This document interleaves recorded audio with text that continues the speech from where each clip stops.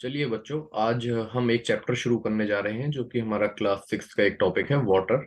इस चैप्टर को हम पढ़ते हैं, हमारे जनरली फाइनल टर्म्स के एग्जाम्स में पूछा जाता है। अब हम जानते हैं कि वाटर क्या है बेटा। वाटर एक नेचुरल रिसोर्स है। वाटर एक नेचुरल रिसोर्स है जो कि हमें नेचर से मिलता है। सपोज अब इस चैप्टर के बारे में हम जब पढ़ें तो हमें कुछ चीजें हैं जो इस टॉपिक में हम पढ़ना चाहेंगे। वो टॉपिक जो कि हमें ये बताएगा कि वाटर हमें कहाँ से मिलता है, कैसे मिलता है, किस फॉर्म में मिलता है, क्या क्या अलग अलग सोर्सेज हैं इसके, ये सारी चीजें। वो जब हम चैप्टर को डिटेल में आगे पढ़ेंगे तो हमें उसमें सारी चीजें समझ आ जाएंगी। अब हम बात करते हैं, चलिए चैप्टर की शुरुआत से। Suppose for some reason your family gets only one bucket of water every day for a week. अगर सपोज कीजिए आप कि आपकी फैमिली को, जितने भी मेंबर्स हैं आपकी फैमिली में, आपको सिर्फ one bucket of water every day मिले एक हफ्ते तक, आपको कोई दिक्कत होगी? आप उसमें क्या करेंगे? आप अपनी जो प्रायोरिटीज वाले काम हैं जैसे खाना बनाना, बर्तन धोना, कपड़े धोना, इन सबको सॉर्ट आउट कर लेंगे। आप फिर अपने रिक्वायरमेंट्स को प्रायोरिटी देंगे। जैसे जैसे कि खाना बनाने को प्रायोरिटी देंगे तो खाना सबसे पहले बनना चाहिए। बर्तन धुलना, कपड़े धोना, नहाना, ये सारी चीजें आप हो सकता है आज अवॉइड कर दें इस टाइम। अब ऐसा नहीं है कि पानी सिर्फ और सिर्फ हमें पीने के लिए चाहिए होता है। पानी हमें बेटा पीने के अलावा और भी बहुत काम है जिसके लिए हमें पानी की जरूरत पड़ती है, और डिपेंड करती है अलग अलग कामों पे कि हम कितना क्वांटिटी ऑफ वाटर को यूज करते हैं। अब हम देखें इसमें कि जैसे आपको एक एक्टिविटी दे रखी है यहाँ पे अगले इसी पेज पे।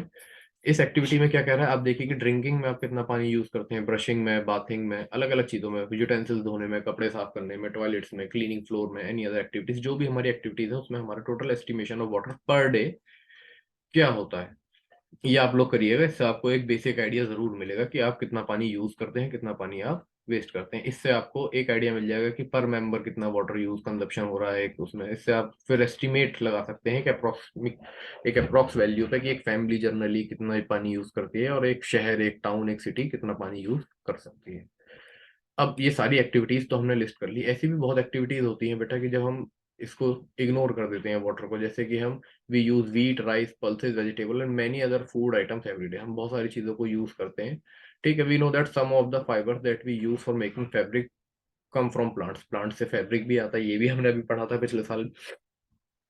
अब अगर हम इसको देखें कि हमें पानी सबसे ज्यादा चीजों में किन में चाहिए होता है, तो अगर हम बात करें, water is used in industry for producing almost all the things that we use. तो इंडस्ट्रियल जो सेक्टर है वो एक बहुत लार्ज वाटर कंजप्शन रखता है।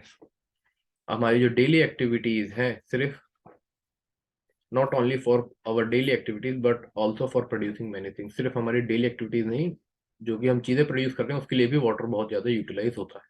अब बात ये आती है बेटा कि हमें पानी मिलता कहाँ से है। अब हमें पानी मिलता है कहाँ से, अगर मैं ये चीज आप सबसे पूछूंगा तो आप लोग कुछ बोलोगे कि सर पानी हमें रिवर से मिल जाता है, स्प्रिंग से मिल जाता है, पॉन्ड, वेल, हैंडपंप, बहुत सारी चीजें हैं जिनके थ्रू हमें वाटर मिल जाता है। जनरली लोग जो सिटीज में रहते हो कहेंगे सर हमें तो टैप से पानी मिलता है। लेकिन आप एक चीज ध्यान कीजिए, ये सोचिए कि ये पानी टैप तक आता कैसे। ये जो पानी हम टैप में आ रहा है हमारे, वो कहीं ना किसी लेक से, रिवर से, या किसी वेल से आ रहा है। ठीक है बेटा। अब ये चीज तो हो गई, हमें ये पता चल गया कि नेचुरल रिसोर्सेज हैं सारे के सारे, लेक हो गया, रिवर हो गई, वेल हो गई, ये सारे नेचुरल सोर्सेज हैं जहाँ से हमें पानी मिल रहा है। अब ये क्या करते हैं, इस पानी को रिवर से, वेल से और इन सब से एक सप्लाइड नेटवर्क के थ्रू ट्रांसफर कर देते हैं आगे हमारे घरों तक। Each of us may be getting water into our homes in different ways. हमें सबको अलग अलग तरीके से फॉर्म में वाटर मिलता है सब, लेकिन जो हमारे सोर्सेज हैं वाटर के वो सबके सेम है। जैसे लेक्स हैं, रिवर्स हैं, पॉन्ड्स हैं, वेल्स हैं, सोर्सेज सबके सेम है, फॉर्म सबकी चेंज है बेटा। हो सकता है आपको किसी और फॉर्म में मिलता हो, हमें किसी और फॉर्म में यूज कर रहे हो। अब बातें आ जाती है, चलो हमें तो रिवर, पॉन्ड, लेक से मिल जाता है, लेकिन इन रिवर, पॉन्ड, लेक्स में वाटर आता कहाँ से है, ये जानने वाली बात है। अब इसको हम समझते हैं। अब हम जानते हैं कि हमारी अर्थ जो है वो कहीं ना कहीं 2/3 जो हमारी अर्थ है वो कवर्ड है बेटा वाटर से। ये जो मोस्टली इसमें से जो वाटर है वो सारा का सारा ओशियंस और सीज में स्टोर्ड है। अब जो वाटर ओशियन और सीज में है उसके अंदर सॉल्ट्स डिजॉल्व्ड हैं उसमें, वो एक सलाइन वाटर है। उसको हम सलाइन वाटर को पी नहीं सकते, नॉट फिट फॉर ड्रिंकिंग, वो पानी पीने के लिए इस्तेमाल नहीं है। And other domestic agriculture and industrial needs, और उससे हम और भी बहुत तरीके के घरेलू काम या खेती से जुड़े हुए काम, इरिगेशन में हम सलाइन वाटर का यूज नहीं कर सकते। इंडस्ट्रियल नीड्स में कई ऐसे प्रोडक्ट्स होते हैं जो केमिकली फॉर्म्ड होते हैं, अगर हम सलाइन वाटर का यूज करेंगे तो उनकी केमिकल प्रॉपर्टीज चेंज हो सकती हैं। लेकिन आपने सुना होगा कि the famous lines of poem rhyme of the ancient mariner written by S T Coleridge in 1798, water water everywhere nor any drop to drink. कि एक ही सेलर थे, इन्होंने अपनी पोएम में कहा था, आपने बचपन में अपने ट्रैप सेक्शंस में पढ़ी होंगी कि water water everywhere not any drop to drink. तो ये इन्हीं पोएट की कहानी थी, इन्होंने अपने ओशियंस के ट्रेवल के टाइम में ये कहानी अपनी पोएम लिखी थी। लेकिन अभी भी ओशियंस जो है एक बहुत ज्यादा बड़ा, हम सोचते हैं कि ओशियंस का पानी हमारे पीने योग्य नहीं है, पीने लायक नहीं है, लेकिन उसके बाद भी ओशियंस जो है एक बहुत बड़ा रोल प्ले करते हैं बेटा हमारे वाटर प्रोडक्शन में। भले ही वो सलाइन है नेचर में एक नहीं, इसको हम आगे पढ़ेंगे तो आपको जानने में समझ में आएगा कि सॉल्टी वाटर भी कैसे यूटिलाइज होता है। जो हम पानी यूज कर रहे हैं बेटा वो सॉल्टी इन नेचर तो नहीं है, ठीक है। अब जो हम कुछ लोग ऐसे हैं जो कि ओशियन से बहुत दूर रहते हैं, does the water supply in these places also depend on the ocean? क्या वाटर सप्लाई जो ऐसे इलाकों में है जो ओशियन से दूर है वो तब भी ओशियंस पे डिपेंड रहते हैं? नहीं, हम अपने पॉन्ड्स पे, लेक्स पे, रिवर और वेल्स के ऊपर डिपेंडेंट है। अब लेकिन ये वाटर यहाँ तक आता कैसे है, और यहाँ पे जो पानी है वो सलाइन क्यों नहीं है? देखिए, एक वाटर साइकिल होती है, that is where the water cycle comes in. यहाँ से पूरा वाटर साइकिल का प्रोसीजर मैं आपको पढ़ाता हूँ। वाटर साइकिल होती क्या है, वो कैसे काम करती है। How many times have you noticed that water spilled on the floor dries up after some time? ये हमने बहुत बार देखा होगा कि बेटा जहाँ पानी फैल जाता है थोड़ी देर के बाद सूख जाती है वो जगह, पानी जहाँ पे पड़ा हुआ होता है। अब पानी वहां से डिसअपियर हो जाता है, गायब हो जाता है। जैसे कि हम गीले कपड़े डालते हैं सूखने, तो वो धूप में पड़े पड़े थोड़ी देर बाद सूख जाते हैं। आपसे बहुतों की मम्मी कहती होंगी बेटा जाओ कपड़े सुखाओ, या कपड़े मैंने सूखने डाले थे उन्हें उतार लो। जैसे कि वेट रोड्स, रूफ टॉप्स, कुछ ऐसे प्लेसेस होते हैं जहाँ से भी पानी हमें रेन आने के बाद नहीं दिखाई देता। अब इस एक्टिविटी को देखें हम क्या होता है। जैसे हमने गीले कपड़े डाले सूरज के अंदर धूप में, वो सूख गए।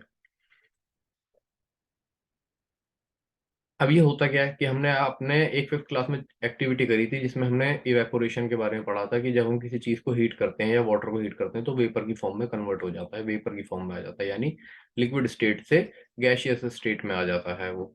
ठीक है, और उसके अंदर कोई भी सॉल्ट नहीं बचता, क्योंकि जो प्रोसेस है इवेपोरेशन का, इवेपोरेशन के प्रोसेस में यही होता है कि सैलिनिटी खत्म हो जाती है वाटर की, सॉल्ट रिमेन रह जाते हैं, वाटर लिक्विड से गैसियस स्टेट के अंदर आ जाता है।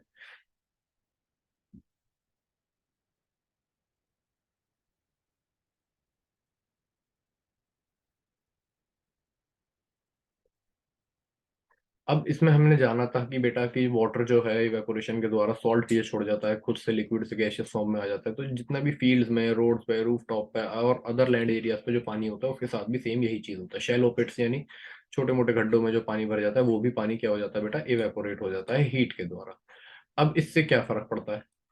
इससे ये चीज होती है बेटा कि जो पानी है उसके अंदर से सॉल्ट तो अलग हो गया। अब ड्यूरिंग डे टाइम, दिन में क्या होता है, जो सनलाइट है वो वाटर पे पड़ती है, ओशियंस में, रिवर्स में, लेक्स में, पॉन्ड्स में जो है, ये पानी क्या होता है, हीट अप होता है, इसका टेम्परेचर इंक्रीज होता है। पानी का टेम्परेचर इंक्रीज होने की वजह से क्या होता है कि पानी इवेपोरेट होना शुरू हो जाता है। द सॉल्ट जो होता है इस पानी के अंदर वो वहीं छूट जाता है और पानी चेंज हो जाता है, अपनी पोजीशंस चेंज कर लेता है, अपनी स्टेट्स चेंज कर लेता है। उसके बाद अगर कोई पानी शेड में है वो भी इवेपोरेट हो जाएगा, कंपैरेटिवली उसे ज्यादा टाइम लगेगा उस पानी के जो कि सनलाइट के डायरेक्ट कांटेक्ट में है। अब जो इवेपोरेशन प्रोसेस है ना बेटा, वो ध्यान रखना एक बहुत ही स्लो प्रोसेस है, बहुत धीरे धीरे काम करता है इवेपोरेशन इस प्रोसेस।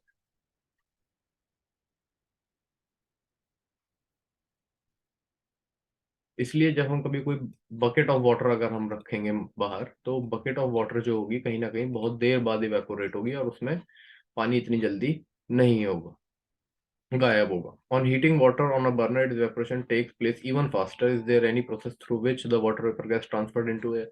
अगर हम इस काम को एक बर्नर के ऊपर करेंगे तो भी ये और तेजी से होगा। अब हम बात करते हैं loss of water by plants. Have you learned in chapter 7 that plants need water to grow? हमने चैप्टर 7 में पढ़ा था कि प्लांट्स जो हैं वो वाटर रिक्वायर करते हैं ग्रो करने के लिए। जैसे हमें वाटर की जरूरत होती है, ऐसे प्लांट्स को भी वाटर की जरूरत होती है, और अपना खाना प्रिपेयर करने के लिए भी जरूरी होती है। अब क्या होता है, हमें मालूम है कि जो लीव्स है, वही लीव्स को हम किचन ऑफ द प्लांट्स बोलते हैं। लीव्स के अंदर प्लांट्स का खाना बनता है, और लीव्स जो होता है वो एक ऐसा पार्ट होता है जो कि डायरेक्ट कॉन्टेक्ट में रहता है बेटा सनलाइट। अब लीव्स के ऊपर जब सनलाइट डायरेक्ट पड़ती है तो उनका भी टेम्परेचर राइज होता है, और जो उनके स्टोमेटा के अंडर वाटर होता है वो उन पोर्स के द्वारा बाहर आ जाता है। ठीक है, वो भी वहां से इवेपोरेट हो जाता है। अब लेकिन ये प्रोसीजर जो है पूरा है तो इवेपोरेशन ही, लेकिन ये प्लांट्स में हो रही है तो इसको एक अलग नाम दिया गया जिसे हम बोलते हैं ट्रांसपीरेशन। यानी ट्रांसपीरेशन क्या होता है? Transpiration is the loss of water from plants. ठीक है। अगर हम देखें कि जैसे वीट प्लांट्स होते हैं, गेहूं के प्लांट्स होते हैं, अगर 1 किलोग्राम गेहूं है तो वो अराउंड एंड अराउंड 500 लीटर्स पानी को इवेपोरेट कर देता है। अब सोचिए कितने बड़े बड़े फील्ड हैं हमारे यहाँ पे, और कितना पानी इस तरीके से ट्रांसपिरेशन के थ्रू हवा में या एटमॉस्फेयर में, हमारे एयर में मिक्स हो।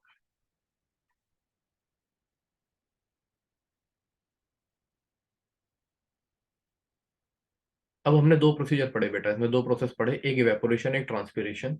ठीक है।